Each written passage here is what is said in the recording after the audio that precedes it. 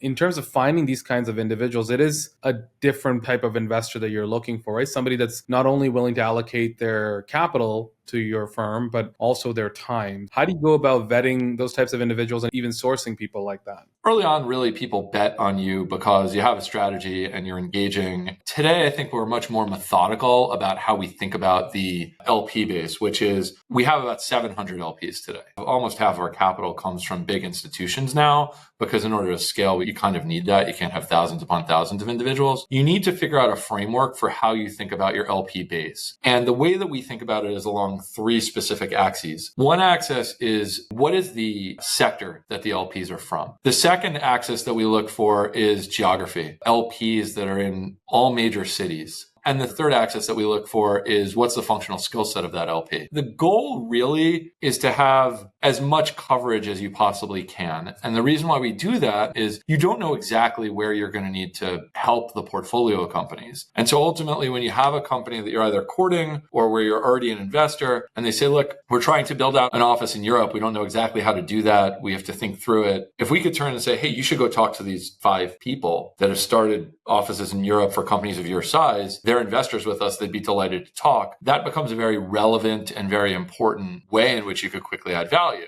It just kind of depends upon how the companies might need our help or want our help. Ultimately, the better that we could build out that LP network to heed that call, that's what we're trying to do.